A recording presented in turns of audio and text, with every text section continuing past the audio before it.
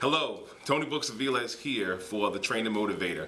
And I'm here at my studio, The Body House. You can get information at thebodyhouse.com. And I'm right here in Staten Island, South Beach. And I want to talk a little bit today about philosophy. I mean, it's easy to talk about nutritional strategies, different types of exercises, and things that are normally associated with people looking to see about making physical change. But philosophy is a little bit deeper under the surface about how people can see about creating dynamic changes in their lives. And I want to talk a little bit about moderation. You've heard probably in your lifetime someone say, everything in moderation. I've even heard a very wise person say everything in moderation, including moderation. And I kind of want to question that philosophy a little bit, because anytime that someone is looking to achieve something great, you're really not talking about being moderate. Being great or making changes asks you in and of itself to be different in order to have something different or do something different than you've had before this point in time. And it's really going to take effort. So being moderate, being middle of the road is not necessarily going to be the best route to take. I think it was Einstein who said the same thinking that brought me to this problem is not the same type of thinking that I need to implement in order to get me out of this problem. So you really want to start thinking about the fact that if you want to be different, you want to have something different or do something different, it's going to necessitate you doing things simply differently. And that brings me to the point that the whole exercise and weight loss and fitness continuum is not a simple thing. It's just not a simple thing. It's very easy for someone to say it's just calories in and calories out. Now, is that entirely wrong? No. Is it really simplistic and rudimentary? Absolutely. Someone may say, well, all you need to do is just exercise. Is that entirely wrong? No, but it's simplistic and rudimentary. We all know people, even that person that you see when you look in the mirror, you know who you are, has tried diet and exercise and not gotten the results that they want. So anytime that you hear someone say, and this is the philosophy that I always have to question, it goes, all you have to do is ...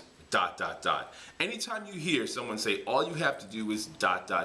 you may want to question that philosophy, because it makes things too simplistic. And not to say that taking care of positive nutrition, metabolic nutrition, or what we call supportive nutrition is not simple. Actually, eating that way is simpler possibly than the way you were eating when you were not fit. And not to say that the exercises have to be complex and complicated. In actuality, most of the time the exercises are going to be pretty basic, or things are going to be pretty standard. But it's not that simple. Just like when you went to get your first job or second job or most recent job, they probably handed you a job description. And in some cases it was really extensive, but either way there was some kind of description of what you needed to do in order to be successful. It's the same thing here. One of the things that I want to make sure that you walk away from this is understanding that things are not necessarily going to be simple. It's going to take some time in order for you to get the results that you want. But what's most important is that you want to be involved with the process. I remember someone saying a while ago that nothing exceeds like excess, nothing succeeds like success, and nothing proceeds like a process. And what's the most important with the process? It's probably best to get a process that's already been tested and proven, and one that you yourself can follow. Success always leaves clues.